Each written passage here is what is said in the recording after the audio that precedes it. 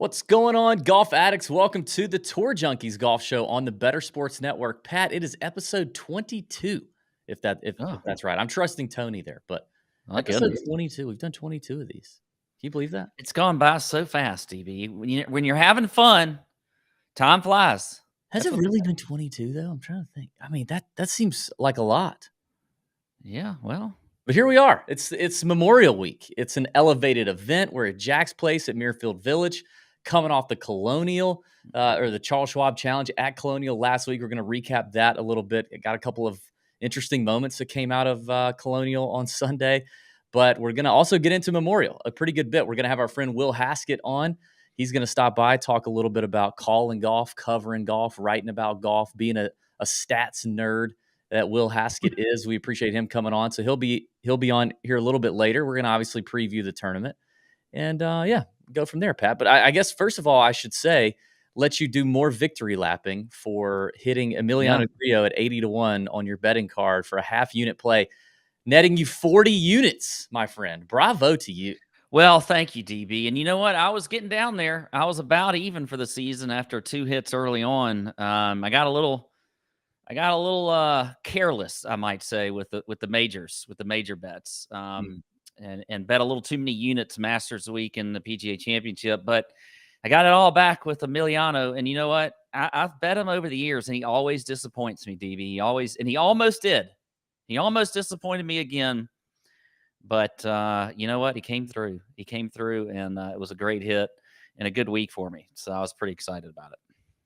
Yeah, Emiliano Grillo gets it done finally for the first time since his first victory. I mean, the guy won the first week he teed it up as a rookie on the PGA Tour a long time ago. When we first started doing this show, Emiliano Grillo was winning. I got another tartan jacket situation going on. If you win Colonial here, you can see a massive trophy too. I mean, the people at Colonial are just like, we are going to win the largest trophy prize for a golf tournament because that thing is like 4.5 feet tall. It's huge, and you get a Bronco. And you get now the Bronco is that thing was sweet. Oh, looky here! Whoa! Why am I just popping in here like Speaking this? of things, bets you did not win. Here is here's the punishment that was inflicted on you. You know, you spun our betting wheel. Back at the Waste Management, you lost a bet to me, and you had to post a sexy pic on Instagram and Twitter. So here you go. Look at Pat just enjoying the Memorial Day vibes. Dude, that's as sexy as I get right there, DB. That is peak Pat sexiness right there. Yeah. So without a doubt. Tony, you should just leave that up there the whole show. No, we don't need it. We don't need to ruin people's eyes like that. Grillo gets it done, 80-1. It's a tremendous hit by you for sure, Tony. You're just gonna keep doing it. And listen, you know, there was some interesting things that happened at that golf tournament on Sunday. I mean, what a strange final round it happened to be. I love that Tony's still leaving.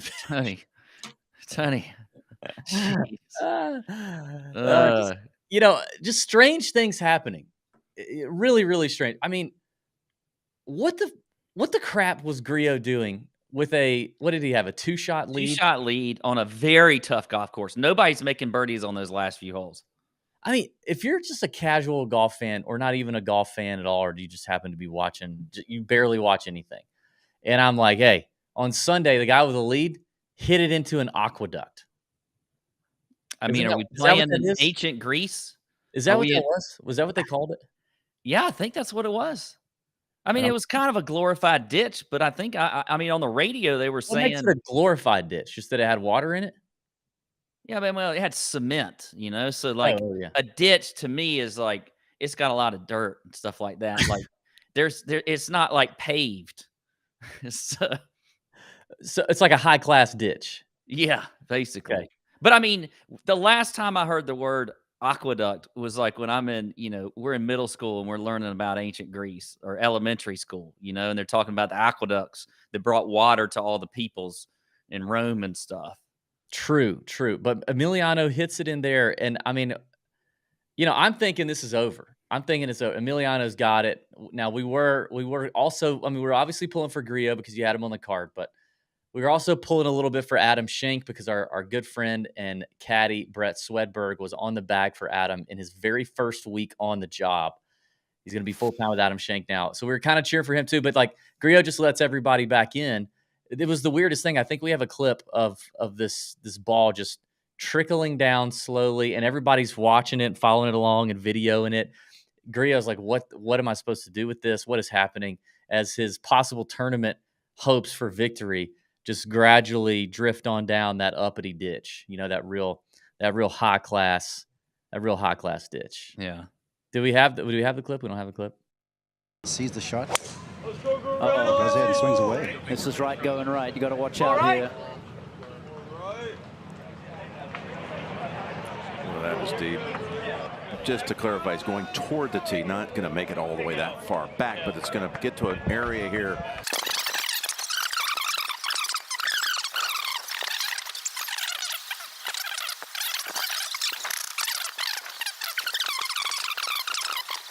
His focus now becomes, okay, how can I go ahead and try and make a 5 here? There we go. The moment we've waited for. Man, the moment we've waited for. Tony, that was an awesome clip. The one thing where like Emiliano's standing next to the rules official, and when Tony speeds it up, he's like, "What a great clip." Yeah, I mean, it was just so weird. Golf has had some weird things happen, like the tree at Augusta, the aqueduct at Colonial. I mean, we'll never forget it, right? It's Kyle Porter talks about how it's a normal sport, totally normal sport. Just weird to see. Also weird that, I mean, when I first saw it, I was like, oh, this thing is going to carry his ball towards the hole, and he's going to be able to hit from like green side by the time this thing gets there. But I guess it was running it back to the tee. Long story, ends up dropping where it went in. And ends up making double. I mean, good Lord. It was a catastrophe. Gets to the playoff. That was the other thing. I mean, we talked about a little bit on our show. The kids in the playoff and the dad, while Grillo was waiting on, was like kind of halfway warming up, trying to stay loose in the event that the playoff went down. That whole thing was also, I mean, like I said, on our show, I blame the dad for that. I think that was ridiculous. You don't let your kids do that. Yeah, it was a little strange for sure. I mean, the guy's about to like be in a playoff here, and you're just going to put your kids up there, and you know, they probably shouted at him or something. We didn't even get to see that part. But you know, Grillo, he just takes the kids out there, and they start hitting golf balls.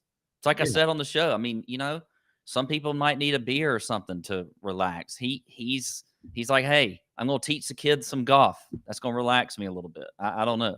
Yeah, I mean, it was weird. I wouldn't have let my kids do any of that. But anyway, I don't think so either. You get the 80-1. You get the 80-1 hit.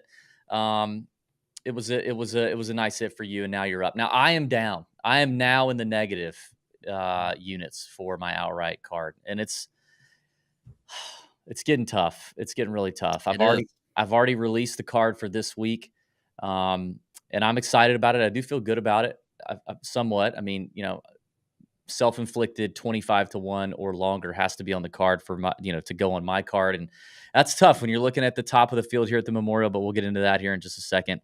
You also had, you know, it was a good week. You also had Harry Hall hit the weird tee shot on 18. It was bad. Anyway, what else happened in the world of golf? Did you see Pablo? This isn't on our rundown, but did you see Pablo Larrazábal's celebration at the KLM Open, Pat? I did not. You didn't see it? No. I wish I would have given. I should have given Tony a heads up on this. DP World Tour. Pablo Larrazábal wins the KLM Open. He drops a putt on the last hole. I think it was probably a 25, 30 footer. But I mean, you'd have thought the dude won the Masters. I counted 5 aggressive fist pumps, 1 very firm chest bump, and then a high five. Like if he were coming at like a high five with his caddy that was like halfway between punching him in the face and giving him a 5. It was also very aggressive. If you're the caddy, you're like kind of like scared or defensive.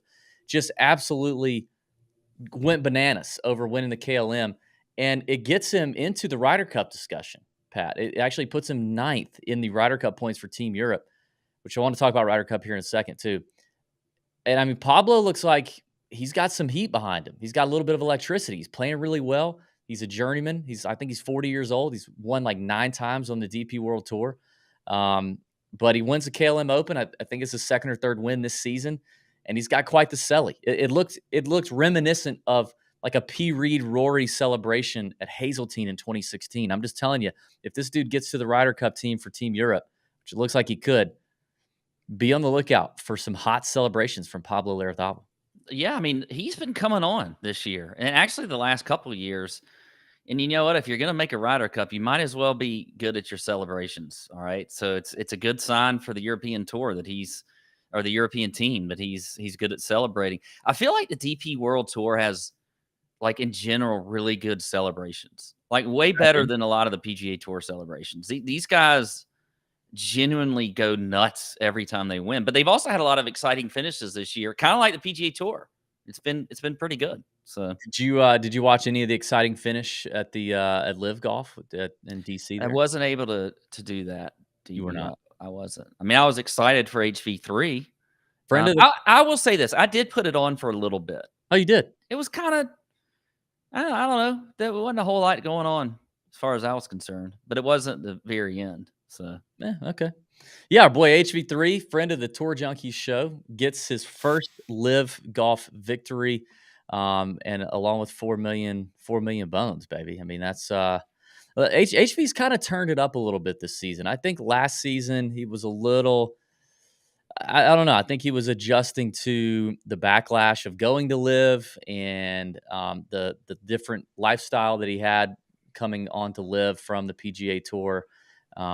He's a likable guy. I think he's probably been liked by everyone his entire life for the most part. And so when you get a little bit of heat, I don't know that really set well with him for a lot of last season. And it seems like he's kind of settled in, played well at Augusta for the Masters, continued to play well at LIV, and now he's got his first win in $4 million. So love to see that for HV3. Along the LIV and Ryder Cup discussion, Pat, there's been a pretty interesting soundbite, come out of this week's presser from Jon Rahm at Memorial. And I want to play that here in a second, but it comes on the heels of, a clip that we watched last week when Brandel Chambly and Brad Faxon kind of started talking about Ryder Cup implications and should the LIV golf players be on the Ryder Cup. Obviously, Brooks Koepka making waves with his victory at the PGA Championship.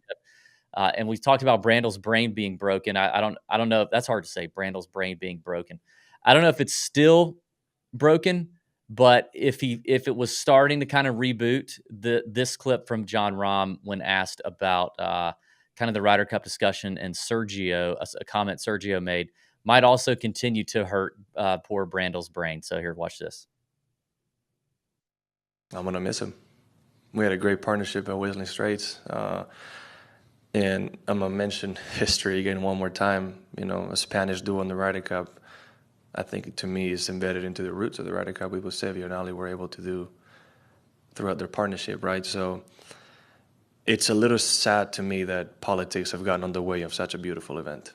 Again, it's the best Europeans against the best Americans, period. And whatever is going on, who's playing LIV and who's not playing LIV, to me shouldn't matter. It's whoever's best suited to represent the European side. And I have a hard time to believe that the best player Europe has ever had, the most successful player Europe has had on the Ryder Cup, isn't fit to be on the team, right? So it's unfortunate. I will miss him. But with that said, I want to be hopeful. There's a couple of Spanish guys playing really good right now, so hopefully they can join me on the team. What's your initial reaction to that there, Pat? Have you seen that today? I haven't. I have a couple things. One, he kind of sounds a little like they've been told that those LIV guys may not be on the team. Well, Luke Donald, I think it may have been in the question ahead of time. It appears that Luke Donald has already indicated they will not be. Okay. So that's something I had not heard that. The other thing is I agree with him. I mean, I think the best players from Europe versus the best players on the PGA Tour should be what the team is. And, Zach Johnson. You mean best players from Europe, best players from America, regardless of tour? Yeah. What did I say? You said best players from Europe and then best players on the PGA Tour. Whatever. From US. Yeah, exactly. Yeah. So thank you for correcting me there. It's about the country, Brandel. Well, and that I agree. I think it's not the best. Tour. Okay. But here's the thing. I mean, now you made me lose my train of thought. Damn it. Why did you do that? I Because had a really good thought. You totally tried to Brandel Chamblee me with that. No. I had a great thought, and now it's completely gone. About golf, Patrick. It's So about it's- golf, Patrick. Well, I Not do the agree. tour, not their tour. Listen, About golf and their country. I do agree with John Rahm. Okay, here's what I was going to say. Zach Johnson had that comment at the PGA about chemistry and or being fit to be on the Ryder Cup, but it doesn't sound like the players are really worried about it. And he kind of alluded to the fact, like saying like LIV guys may not, they may not be fit or they may not fit with the chemistry or whatever it is. Like I don't think the players think that way, and so it kind of had me thinking that Zach's already been told that look, this is going to be your line because. There's not going to be LIV guys on the Ryder Cup. So I don't know. Yeah, it is interesting. It seems that the players themselves just want the best players on the team, regardless of tour. And that seems to be true, I believe, on the American side and on the European side. And Sergio, it made me think about Sergio at the US Open. Like I haven't dug deep into Sergio's track record at the US Open, but Sergio, the next couple majors, I don't know where he stands in terms of the Open Championship. I would assume he's qualified for the Open Championship, but I'm not sure. But he just qualified for the U.S. Open, and I want to watch out for him because he could be kind of a dark horse in both of those with a lot of extra motivation to do what Brooks Koepka has done and make these captains change it up, change their mind, force their hand, take some heat. I don't know, but I mean, Sergio is undoubtedly one of the greatest Ryder Cup players ever. And it's not like he's washed up. He's not Lee Westwood. He's not the same Sergio, but he's not Lee Westwood. And so if you're Team Europe and you're looking at kind of the bottom end of the team that's possibly going to be qualifying for the Ryder Cup through like DP World Tour status, I don't know if that's great. Tony says he's missed 3 of the last 5 cuts at the US Open. So yeah, I mean, he's going to be one to watch. But interesting to get that soundbite from John today at the Memorial press conference. So, all right, let us take a break real quick. We're going to come back. We're going to talk about Memorial. We're going to talk to our friend Will Haskett about covering golf and about his book, The Science of Golf, about being a data nerd, all kind of good stuff. And we'll get into previewing the Memorial from Muirfield Village at Jack's Place. All right, so stay right here on the Tour Junkies Golf Show on the Better Sports Network. Bye weeks are so incredibly important in best ball because you can't change your lineup. You can't grab somebody off the waiver wire. You don't make changes. So you've got to be prepared. If you're taking 4 quarterbacks because you want to be sure you got to be very methodical about the schedule, especially the bye weeks. Yeah, that's a good point by you because I don't, in redraft leagues and in especially in dynasty leagues, I don't give a damn about bye weeks in a dynasty league. I'm taking the talent that I need. Especially if it's like a startup dynasty league, man. And so, that's created situation. Matt Deutsch's league last year, I had a glut of, it was like week 9, I seem to remember. It was the bye week of death for me. Like, it's a 2 quarterback league. I had a bunch of QBs and they were like all on the bye at the same week. It was insane. At best ball, you've got to really be strategic about that. And it's almost more important than the statistics that you might put next to the player as the bye week to let you know, no, I can't go there because I got this guy, this guy, and this guy already. You have an opportunity to get a quarterback you want, but your first 2 have the same bye week. You just can't do that to yourself. You have to be thinking it through. I do pay attention to bye weeks in my drafts. I just do. It makes me a lot less of a struggle bus situation when it comes to Buymageddon. I don't want to have 4 players. I don't want to have all my wide receivers and just be playing scrubs. I don't want to have to get rid of a player that I like, that's healthy, that's performing for me just because out of desperation.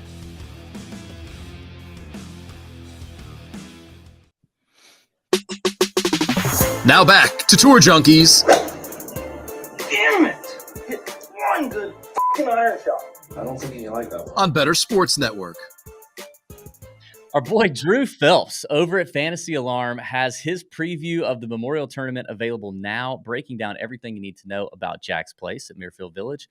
And it's not just golf, covering 10 different sports. You also get all-pro access to Fantasy Alarm for the award-winning DFS playbook, fantasy football and NFL betting, plus tools, podcasts, and the Discord chat. And for a limited time, get all this for 50% off your first 6 months with promo code ALARM50 at fantasyalarm.com. Start that free trial today. Check out our boy Drew Phelps' content. I love it. He's such a good dude. He knows his golf. He knows his golf too, Pat.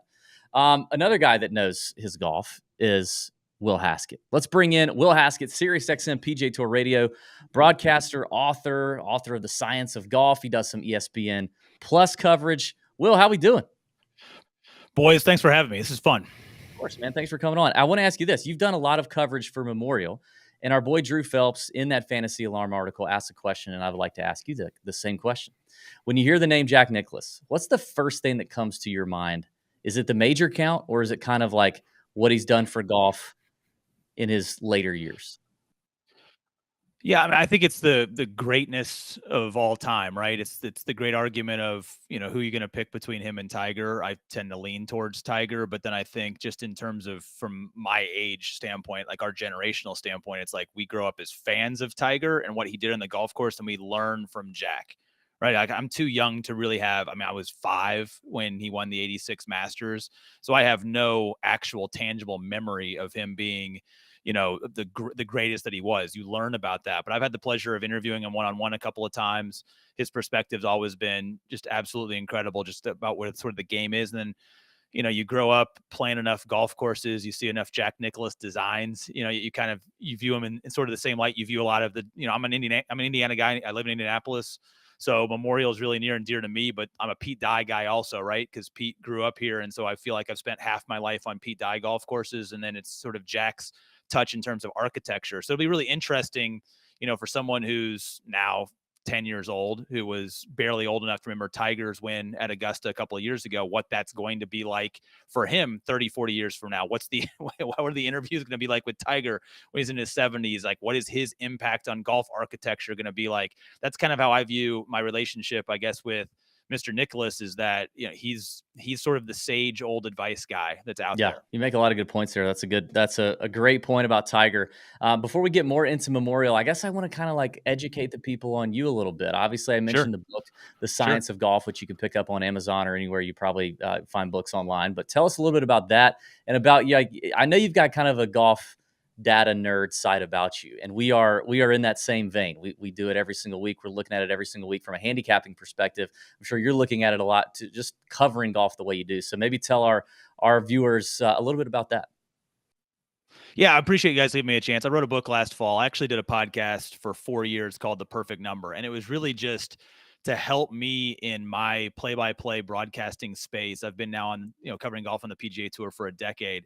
And like any other sport that I've called, I've called 14 different sports, and we can get into how crazy some of those random ones are when it's all sort of said and done. But like, I've always kind of, I like to think of myself as athletically minded, but the easiest way for me to learn and connect with any sport is through stats. It's always been sort of my way of being able to have an intelligent conversation with a coach, or to reflect on a game or trends or things that are coming into it. And then really getting into golf. And I sort of cut my chops, I guess you could say, in this world, doing a lot of amateur and college golf. I did the NCAA championships for years when it was streamed. I saw you guys play the clip earlier about John Rahm and talking about LIV guys in the Ryder Cup. He had one of the funniest line, LIV, and why we commercials in golf, because he didn't want to listen to those guys talk over and over and over again. And I was rolling my eyes, because that was a college golf broadcast for me, man. Like, first tee time until the last tee time, we just talked for 12 hours on the internet, 15 years ago. And so when I got to the PGA Tour, I was like, look, I can't, I played a lot of bad junior golf. I've been around the business enough that I'm painfully ignorant when it comes to the highest levels. So the last thing I wanted to do was be out here covering guys and conversing with guys, talking as a golfer who is okay in my own circle, but can't even hold a candle to these guys that I'm covering and calling. And so I really got into the analytics side of it. And there's no sport that really has as much data and analytics behind how we measure these guys as golf. It's incredible. So through that, then launching the podcast and just sort of teaching myself, I guess, all of these different factors that guys on tour are using. When I was approached to write a book called The Science of Golf, and here I'll even quick plug there for everybody that wanted to see it. There it is right there. Anywhere books are sold. Thank you. It was just sort of the end of my educational journey into it. And so I get this, I guess, reputation of being kind of a golf data nerd, but if you and I went out and played right now, I don't track my own stats. I don't do a lot of, no, I'm not writing. I'm not Matt Fitzpatrick. I'm not writing everything down. I'm a feel player. I'm definitely sort of new age when it comes to how I play the game, but in terms of how I analyze it and then how I use that information to try and tell a story on the air, It was there. So the golf covers everything from what I'm most fascinated with now is psychology. There's a whole chapter on psychology and what these guys are doing to try and train their brain. What Phil did at the PGA Championship 2 years ago is still, to me, one of the greatest case studies of all time when it comes to mental strength and that sort of, I guess, commitment and dedication. So anything from that to the physical side, to the numbers side, to agronomy, which this week is actually a really cool, over the last 5 or 6 years, we've learned a lot about agronomy from this tournament and how they've adjusted this golf course. And I've learned a lot from the superintendent, Chad Mark. So there's an even entire chapter about how grass has grown and what we've learned about keeping grass the way that it is. So everything in that just helps to inform it. So I appreciate you just having me for like 5 minutes to be able to talk about that. So it covers everything. It's a very 100 level book. And it was really sort of the end of my journey of trying to learn every single aspect of what these guys do to be the best in the world. So Will, I have to ask this question because I have not read it yet, so I can't say that I have, but you said it covers everything. Now, as long as DB and I've been doing this, we've, we always have this struggle internally. I do, because I used to kind of always just hate the stats. Like I didn't want to like always be beholden to what the stats were telling me. Because I'm a big course history guy. I'm a good kind of recent form guy. I'm a good, I like to, what are my eyeballs telling me? Because I watch a lot of golf. So how do you kind of address that in the book? Do you talk about that and how that, factors in with is it really the psychology section or, kind of how, how do you feel about it? I think every individual player is, at least from a stat standpoint and how they analyze themselves, is doing it completely differently. There are some guys that want to be all in on their numbers. So like the Matt Fitzpatricks of the world, who is literally doing his own data sort of management. It's kind of out of the same, like Eduardo Molinari is probably one of the sharpest in terms of a guy that established his own system long before, Mark Brody made strokes gained kind of famous. And then ironically, they've sort of, or coincidentally, they've come together and they've collaborated a lot in doing some stat work together. But then there are plenty of guys on tour who maybe they're employing a stat guy and then that stat guy is talking to the coach, or maybe their coach is the one that's looking at the stats or the course history or where these guys are hitting it and doing it. In terms of actual picking, the book doesn't really deal a whole lot with handicapping in the game of golf. How I then look at a field, like say this week, is probably a combination of all those factors, right? Like you have to look at, does the course fit his eye? Because if some guy shows up and he just doesn't like the way the tee shots look, even though we know that there's going to be a heavy influence, especially since the redo of this golf course this week, on strokes gained approach. It's become an even more important iron course over the last 3 years than it was even, say, before, when accuracy off the tee kind of played. That's why we saw a William McGirt, a David Lingmerth type of guys that won on this golf course. Now it's really become, because of the added length, because of how long the par fives are, we have the strokes gained data to sort of look at this golf course and say, okay, yeah, iron shots from 175 to 225 are going to have a really big importance this week. Like we know that, but it doesn't mean that just because a guy is really good in that category, he steps up on every par 3 this week and goes, man, I like that tee shot. Does he like bent grass greens as opposed to the Bermuda or on the West Coast? So there's a lot of feel that's kind of in there. I think we can look at a large body of work once we have a large sample size and we know who's trending and we know who probably has good course fit and doesn't. Does it mean we get it right every week? No, but I thought the PGA Championship was one of the easiest course fit handicapping fields to call. We were sort of debating it going into that week, including some of the guys on my own ESPN Plus feature group stream, about whether length would truly matter. And then lo and behold, we get to the end of that week and it was just send it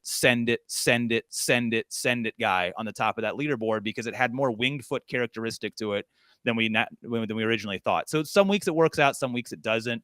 And that's what really comes down to it, is I don't think we should ever pigeonhole ourselves into thinking that one way is the right way. Any argument that we're having in golf right now is some guy just digs his heels in and says, this is the way that it's supposed to be. No, it's always gray area. And what I want to have, and it's not sexy, it doesn't sell a lot of clicks, it doesn't, get a lot of likes and stuff on Twitter, is I want to look at all the information and tell the best story possible from that, whether that's picking guys or whether that's debating the merits of what professional tour is the best tour in golf. I mean, there's pros and cons to everything. Yeah, absolutely. Boy, you hit the nail on the head there with, like, if you could be coming, let me just talk about my own game, which I don't keep any of my own stats or whatever, but if I could come into, I could be coming into a golf course where I'm playing well, I'm hitting it great, I have good feels, whatever, half dozen swing thoughts in my brain are all coming together and things are working out nicely and I'm confident. But you put me on, you mentioned him, a Pete Dye track, and I'm automatically going, oh no, God, I don't want to do this. Because he's intimidating you with his eyes. Like he wants to scare you off the tee. Yeah, and that's my problem is like erratic driver situations and off the tee game. I know that's my problem. So when I get to like, I'm going to Hilton Head next weekend for next week for vacation. I go to Harbor Town. I don't want to go near that golf course. I don't want to play the golf course. It doesn't matter how good I'm playing. I just can't stop thinking about Pete Dye and that one hole he let his wife design on Harbor Town that kills me every time. So there's a lot to that. I think that's 100% sure. I wanted to ask you, you brought up the ESPN Plus stuff. I watch ESPN Plus. We watch ESPN Plus every Thursday and Friday for our coverage. A lot of our followers and our listeners do because it's the place that we can watch golf early if we're betting on these guys or they're in our lineups or whatever. You do a great job on ESPN Plus. I'm just curious to know your prep process. I mean, obviously it involves a lot of, I'm sure, research, but you had a funny picture. I think it was last week that you kind of look like me. I don't know I probably like Pat too, but where like we actually hand write a bunch of stuff before our podcast, which some people might think is kind of weird, but I mean, I just have papers after all week. Field trip for those watching on YouTube. Hold on. So my favorite piece of broadcasting equipment is the good old fashioned 4-color 1980s pen. Yeah. Dang. Remember these? Yes, that's awesome. So I'll let you know a little secret. This doesn't matter if I'm doing a basketball game or a softball term or whatever it is. Like black is, for me, this is my thing. Black is informational or just like the basics, right? Like name, hometown, name of tournaments, course, and everything like that. Green is like biographical type stuff. Red is like hot trends, and blue is cold trends. So that's kind of how I end up doing a lot of my notes and things, like really like hot sort of button sort of things if I'm doing any sort of preparation. So if it's a basketball game and a guy's, 8 of his last 12 from 3-point range, I'm going to put that in red. But if some guys like miss 5 straight free throws, I put it in blue. And then the green stuff is kind of like biographical. Or if I've just had a really good conversation and I write down quotes or something from somebody about, a story I want to work in. Most of the time, anything I write down, I can probably recall from memory over the 72 hours or so since I prepped it. So my preparation in terms of writing things down is not necessarily to have it. It's that by writing it down, it's up here so I can recall it. It's just going through that sort of process. Everybody has their own process. Whit Watson, who's called a ton of golf, always shares his cards on Twitter and social media of what he does to prep each week, which I find fascinating. And it really depends on the broadcast. So like this week, it's PGA Tour Radio. And typically I'm with, one group for, Thursday and Friday. And then you go, when it's not a featured group, you go and find whoever the leader is. So for the most part, I've got a board, an actual spotting sheet where I'm keeping score through the round, kind of tracking fairways hit and greens hit on the fly. Because I don't have data at my fingertips. I'm not going to use my phone because I can't trust the reception and everything out there. So that's more of a tracking of individual players. And then a week I'm doing PGA Tour Live, especially if it's featured holes, and I don't have a specific featured group, and I know the entire field is going to come through. I'll tell you what, my prep is pretty extensive in terms of understanding the course, because as most people probably know at this point in time, the host and the analyst are not on site. We're in St. Augustine broadcasting that one. I don't think that's a trade secret. Yeah. And then we got the guys that are out there actually walking the golf course. So a lot of it is understanding the golf course, trends of that nature. The Canadian Open next week I'm working is different because it's a rotation. So we're going to have a course that hasn't hosted it in a shot link era, I don't think. So that's going to be really hard to get really good nuggets and stuff on that golf course. And then the shot link computer itself, with the tracker technology that the tour has, which I know a lot of your listeners have no idea what that is and won't have access to. It has so much stuff in it. And I'm so fortunate that I guess a little geeky side of me can navigate through that thing really fast. But I mean, I can get, how far the guy has, then I can immediately, pick up his trends or things that were, going on, like what he averages from particular distances. You're seeing a lot of that on PGA Tour Live. I commend them a lot for the live stuff that they put up in terms of where this guy ranks in terms of his strokes gained stuff. We're not bombarding it down people's throats, but it's there if you want to read like how that guy ranks in terms of certain areas. And so for me, a lot of that stuff is on the fly when I'm sitting in the chair, but I can navigate so quickly through a ShotLink computer that I can get to a lot of it. So I know it's a long-winded way of me answering your question, and I promise my answers will be shorter from this point in time moving forward.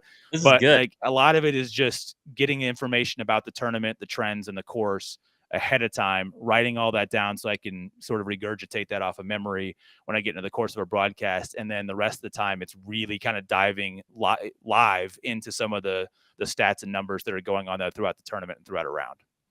All right. So, this may be a short answer. I don't know. I love the pin, by the way. That's Yeah, the pin is fantastic. These are the best. People laugh at that. You have no idea how many play-by-play announcers have a 4-color pen. Like I'm gonna have to go out and get one of those. Yes. All right. How good is Scotty Scheffler right now? Because I've heard this week, and I think it's just kind of popping up. It's been out there, obviously, but his ball striking, the strokes gained approach, those numbers are kind of nearing historic levels. So maybe a short answer, maybe a long answer, but how good is he right now? I think he's the most underappreciated, underrated number one golfer of all time. I mean, we don't give him any credit, do we? Like, I mean, he's so easy to like. Maybe if there's a knock, like, does he have like this marketable magnetism or skill, or I'll call it the superpower, right? There's so many guys on tour that have a superpower. Like Rory McIlroy's driver is his superpower. Colin Morikawa's irons have always been his superpower. And for whatever reason, because of maybe how he ranks at the end of the year, or because he's so balanced and so good all around, we don't have this one easy thing to just sort of glom onto when it comes to Scotty. Like, of all the guys who are number one in the world, like he's the least intimidating guy for me tomorrow in the Pro-Am. I could walk up to him and strike up a conversation, and I'm not intimidated to do it. Like, I can have a great conversation with John Rahm and Rory and all these guys, but typically, like, I got to go through channels. Like, I'm not just going to go up and slap that guy in the back. Like, I have no fear approaching Scotty Scheffler. Like, he's just one of us. Like, he feels like one of us. And so it's hard to give him a superstar treatment. So it's hard for me to answer that question because we have all the data. We have all the numbers. I mean, we're at 14 top 12s and counting in a row at this point in time for him. I mean, it's incredible territory. If he could have like 2 or 3 just top 20 putting weeks in that stretch, he'd have won 3 more times this year. But he's putting at an average level, and so the rest of that stuff is getting him, top 5s, top 3s against elite fields. And I think maybe it's just because we don't get that win surge like we had last year with him, that we just sort of just take it for granted right now. I don't know. I mean, and then I like John Rahm getting plus odds against him this week in a head-to-head matchup because, of course, we're going to disrespect Scotty Scheffler. Like, that's what we do. Like, we just disrespect how stinking good he has been once the light clicked, and give a lot of credit to Ted Scott too. I mean, that marriage put that man in the bag, and then all of a sudden it was on last year for Scotty. Yeah. I just actually wrote up that exact plus money John Rahm matchup Isn't it crazy? Yeah. Our Discord, we're going to lose. Yeah, we might, but I mean, it's just so tempting, especially at Memorial where John has seemingly just owned this place. Yeah. Should have won the year he had to bow out with COVID. So I do want to get out of here on this with you, Will. I know you've spent a good bit of time at Memorial over the years. I guess post renovation, you kind of alluded to it, that it does seem like Jack's turned this place into a little bit more of an iron contest. There's a little more room off the tee. I guess give us overall like how you think this tournament this week is going to go down. It looks like there's not going to be any weather to speak of at all. So, could get firm and fast conditions. Do you agree that it seems like Jack wants this thing? I said it like this on our show last night. It seems like Jack wants Memorial to play like a prepubescent current PGA championship. Like, now the PGA championship is very much US Open like, but before when the PGA could be won at like 10 under, 12 under, it feels like Jack's kind of wanting that to be what's going to happen. And we've obviously seen their grounds crew, and you mentioned the superintendent, do whatever they want with this golf tournament. Yeah. I'm still impressed when I think back to 2020 on how Workday played one way and Memorial the very next week played completely different. It's amazing what they want to do at this place. Well, the benefit was Memorial in 2020 was literally the day before they blew it. I mean, they were ripping up the greens on the front 9 as they were finishing it on the back 9. So it was just like Colonial last week. I saw like a Michael Kim tweet. He's like, this is what can happen when you have no fear about destroying your golf course, is you can walk that bad boy up to the line and then push it over the edge. We won't have that this week. I am a little bit concerned about the temperatures. It's supposed to be in the low 90s without any rain coming through. Bentgrass just can't take that heat and that traffic, so they're going to have to put water on it to keep it. Now they do have, I mean, they've got sub air, so they can put a lot of water on them, keep them alive, and then try and firm them. But I'm a little bit concerned that it's not going to get as bouncy as it would have been if we had played this like we had. Rochester was set up perfectly until Saturday. I mean, we had the perfect run of weather for a northern golf course to be firm, hard, and fast. And it's just going to be too hot this week to have that. Do I think it plays into any particular skill set? I'm not necessarily sure until I get on site tomorrow and I really kind of have an idea of how firm they might be able to get it. Does it shorten it and help out some of those guys? But they've added a little bit more length to 16 and 17 since even the renovation. So now we're approaching 7,600 yards. Again, I think if you have to put some water on these fairways, you're going to see more of those approach shots in that 175 sort of yard category, which really then leads to guys who are hitting their irons really well, a la a Colin Morikawa who won on the golf course, albeit not at this particular tournament. Yeah. I'll be really curious to see like how that setup informs the type of player this week. But I thought the biggest difference from the previous design to the new design was all the par fives. You made laying up at the first par five in the front, that's the one where you drive left. So it's 5. 5 was always a layup. You could kind of have guys that could go for that green. Now that green is so small, if it gets firm, it's really not worth the risk for guys to go. So then you turn it into how good is that iron approach if you make it. They move the green back on 7.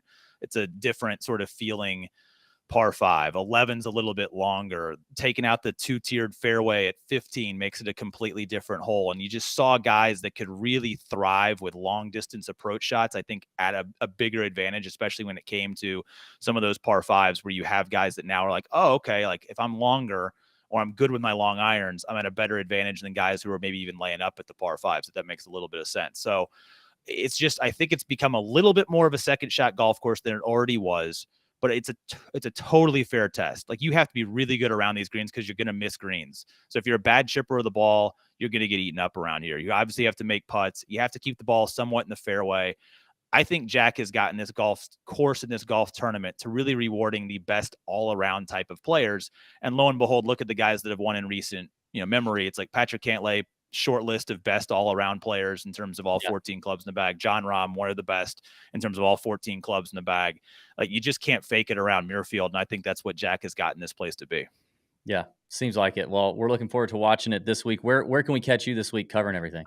So yeah, I'll be on PGA Tour Radio. So that's free on PGA Tour digital platforms, but always on SiriusXM. So noon to 6 Eastern. I think our air times on Thursday and Friday, and then I think 1 to 6 on the weekend. So hopefully I get a winning call. That's always my little tiny competitiveness at the beginning of the week. I want to be with the winner come Sunday. So we'll see if that comes true, but it's always special. Milkshakes in the locker room, all of the same stereotypes of this tournament every week, but it's awesome. Like I always feel like it's kind of the start, and we had a Northern PGA this year, but it always feels like the start of Northern golf. So any of us that grew up in the Midwest, like this is always a really special week because we kind of come out from hibernating. We've got Memorial Day behind us, the bent grass and the bluegrass, and we get to finally play or watch PGA Tour players play on real grass after all that weed stuff they play in down south there where you guys are. So, it's we always like to joke about it. We've been playing golf since mid-January, so I know. Well, you know what? You got to play on bad grass compared to us to be able to play all year, so that's fine. Yeah, you really hit home when you said the bent grass can't handle the heat because my home club at Champions Retreat had to rip up the bent grass like 2 years ago. Yeah. Every mid-June it started falling apart. So I get it. All right. Well, thanks for your time, Will. Everybody needs to follow Will on Twitter at Will Haskett and check out the book, The Science of Golf, wherever books are sold. Will, we appreciate you coming on, man. We'd love to have you come back on one of these days. Anytime you guys need me. Thanks, guys. Thanks, dude. And we'll be listening. Thank you, Will. Radio, Will Haskett. Tour Junkies Golf Show. Got to take a quick break. When we come back, we're going to wrap up our coverage of Memorial with a few picks and maybe just the tips. So stay right here on the Better Sports Network.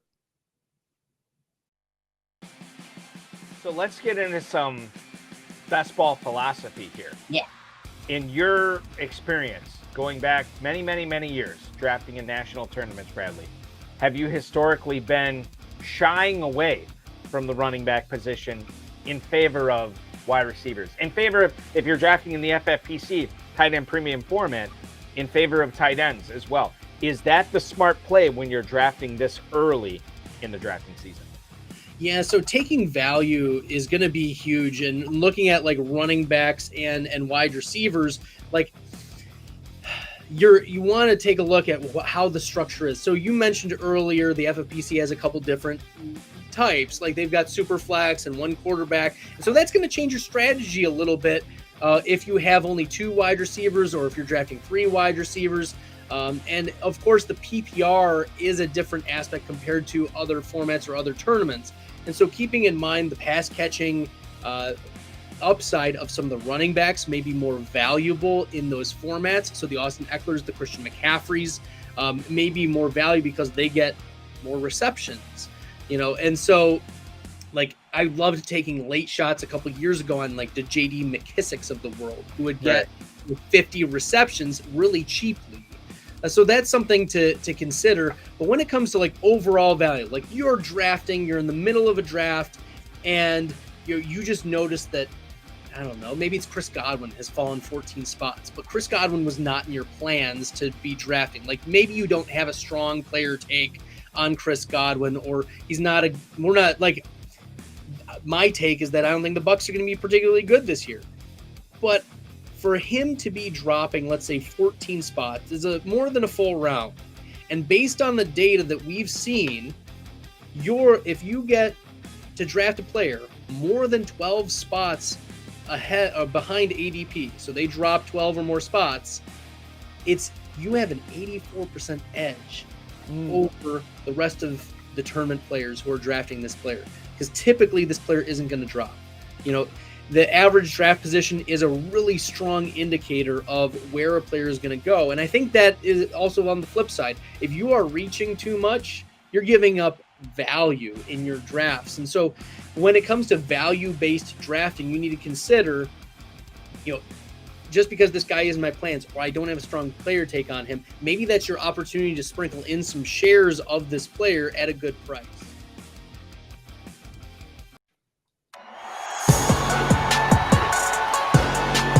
Tee off with the Tour Junkies on Better Sports Network. Welcome back to the Tour Junkies Golf Show on the Better Sports Network. Final segment, we're going to talk a little bit about Memorial. We're going to give you maybe some first-round leader bets, I think. We've got our cash game lineup, which cashed last week. Thankfully, we had Emiliano Grillo in that lineup. Thank you, That Pat, helps. That helps. for that. Yeah. Maybe get into just the tip. I don't know. But we appreciate Will Haskett coming on. That was a good time. If you missed that conversation, make sure you check out the interview with Will Haskett. He's a numbers guy for sure, knows what he's talking about. The guy knows. And that pin trick, that's worth the whole segment right here. If you're a content creator, that is brilliant. I'm going on Amazon right now and ordering a bunch of those pins. What do you type in on Amazon with that pin? You're in the search bar right now. What are you typing? Multicolor pin. You think you're going to get I don't know how that's going to go. I don't know how it's going to go. I mean, I can tell you. I don't know. We don't, we'll see. Multicolor pin. Do you go like old? Oh no. What? Multicolor pin all in one pops up. All in one. That was the key. We needed that one. Okay, Yep. good. Well, get you one. Get one for your mom, and maybe get one maybe for your father. Your Father's Day's coming up. Get one for your dad. He needs one. Tony bought one for his daughter last week. Oh, there you go. All right, let's talk about Memorial a little bit. Like, I'm excited about this tournament. It's an elevated event. We've got a stacked field. We talked about Jon Rahm, Scotty Scheffler, Rory's in the field. The field is deep. It's it's Jack's place. It's milkshakes. It's handshakes with Jack. It's it's Memorial. It's beautiful. It's in Ohio. Great course, mint condition. Jack's going to test these boys, because he wants to establish his dominance, like Mr. Nicklaus typically wants to do. I want to talk about from a DFS perspective. I'm going to take over here and do just the tip, Pat. Okay. Just the tip. All right. We're going to get into this. DFS wise, I want you to think about something. We talk a lot about ownership. We talk a lot about having ownership leverage in DFS, having guys in your lineups who are lower owned and allow you to leapfrog a lot of entries in front of you when they're popping off, when they're doing well. Sometimes the chalky, more popular players, we had our boy Degenerate 75 on here a couple weeks ago, James. He loves to fade that donkey chalk, and that's not a rap song. It sounds like it could be. Fade that donkey chalk. But he loves to do it, and I get it. I think that's one way to do it. You can also eat a little bit of chalk in the right spots with the right players, as long as you have the right combination of lineup. And I think one way to think through what's going to be a popular, who's going to be popular, is to think about lineup construction. And when you look at this week's DFS slate, we're going to get into picking cash games here, a cash game lineup here in just a second. But when you look at this week's DFS slate, and you've got Scotty Scheffler, Jon Rahm, Rory McIlroy, and Patrick Cantlay as the top four players up in the 10K range. Patrick Cantlay is an absolute course horse for Memorial, for Muirfield Village. John Rahm, we know his record. Obviously, Scheffler's doing his thing. You know that people are going to make lineups with those players in them. Those guys are very rarely going to be skipped. So you know right off the bat, okay, a lot of people are not going to be able to avoid having one, maybe even two of those players in their lineup. And then you start going down the board and you find guys like Xander Schauffele who are going to be popular, Colin Morikawa, Victor Hovland at like that $9,700 price tag or whatever. And you think, okay, well, they're going to want those guys in there too. I think understanding that the popular way that people are going to go about building their lineups is they're going to have a couple of guys from that range and above. And so when you realize that, you go, okay, well, if I do that myself, it makes it really hard to fit in golfers from which price range.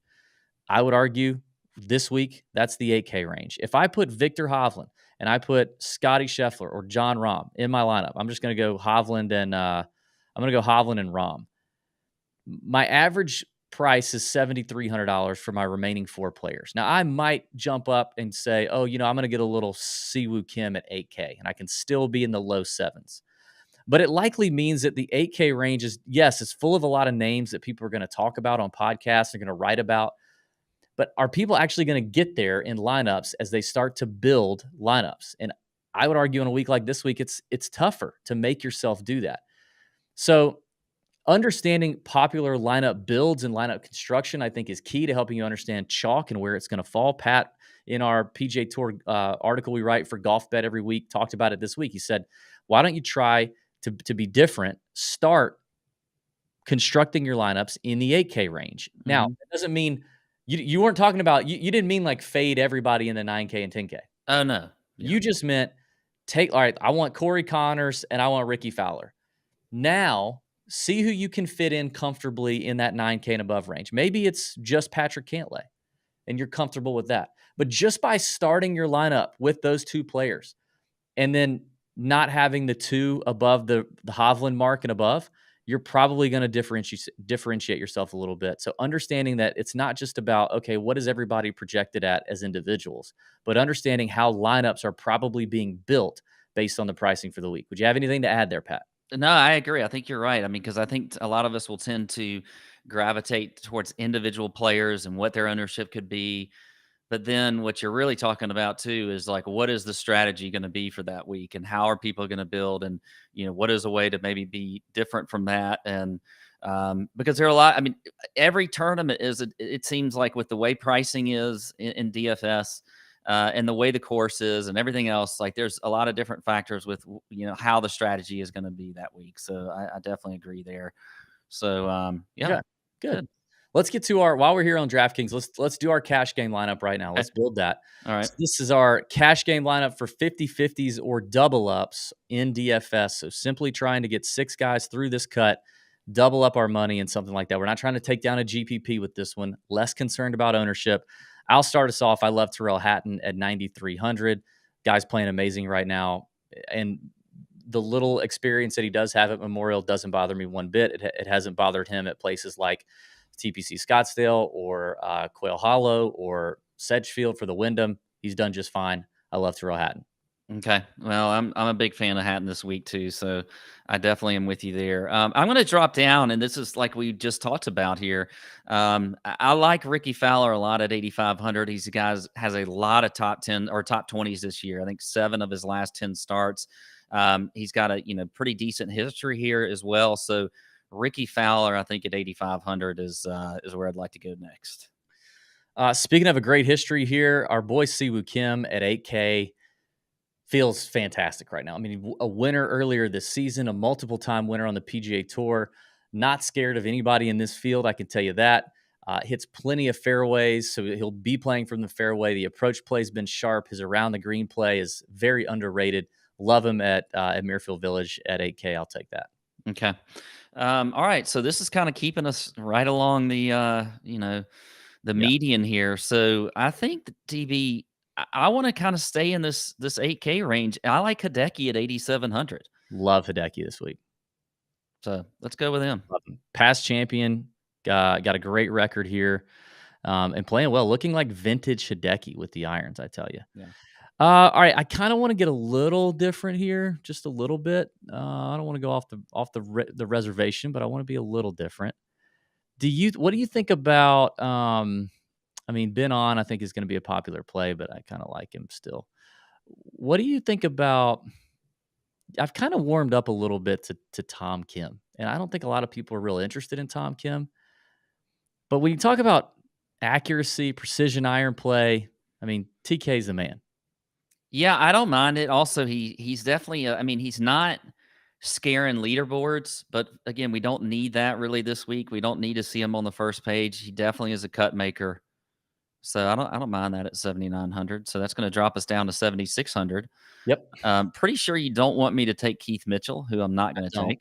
But I tell you who I do like a lot, DB, and I'll talk about him if I have time for first round leaders. Denny McCarthy at 7,600. Okay. So there we go. I don't mind it. Denny worries me a little bit, but I tell you what, he doesn't miss 2 cuts in a row. He doesn't do that. So, so it's Tyrrell Hatton, it's Ricky Fowler, it's Hideki Matsuyama, Siwoo Kim, Tom Kim, and Denny McCarthy is your cash lineup. All right, hit us with a couple first round leader bets. We got a few minutes. All right. Well, I mentioned Denny. He's at 80 to 1. He goes off at 7:15 in the morning. Does have I mean, he was T5 here last year, DB, and I just think Denny on a course like this can play well. I think another couple that I like here, Harris English is at 75 to 1. He goes off in the morning. Also saw him play well last week. And then another guy who's very aggressive. And I think it's just a matter of time before he gets a win on tour. A little bit shorter odds here, but at 50 to 1, and he goes off in the afternoon. So may not get quite as soft or easy of a course, but Sahith Theegala at 50 to 1, I like also for first round leader. We know Sahith can run quite hot there. There was a matchup that I found today. I don't know if it's still being offered. This is a bonus while we're here. We have a little bit of time. There was a matchup today on DraftKings Sportsbook that caught my eye. Hideki Matsuyama versus Sam Burns in a full tournament matchup basically is a dead even. They're both minus 110. And I think that is that should be a lopsided line in favor of Hideki. I went ahead and put that in our Discord, tossing it out there to the people for free. I think you hit Hideki there with the course record that he has at Memorial, with the way his irons have been playing exceptionally well lately. Sam Burns' irons, not good. He's only gained strokes on approach half of his tournaments in 2013. Last week, he finished 6th, but he had the best week ever by almost 2 full shots around the greens, scrambling like crazy. I just don't trust the irons from Sam Burns. He's also never played well here. I think he's got like a 51st place finish and an 80th or something like that. It's not good. Never played well here. And in an iron contest, I would love to take that money on Hideki there on that side of that matchup. So if you can get a tournament matchup, Hideki, Sam Burns, both are minus 110. I lay it for Hideki, and I'm happy about it. All right, I think that's it. That wraps it up. We've got the RBC Canadian Open next week. I will not be here. Pat's going to be doing it solo. Your boy's going on vacation. I'm going to enjoy myself. You enjoy the Memorial this week, and come back next week for Junkies Golf Show on the Better Sports Network. See you. Out!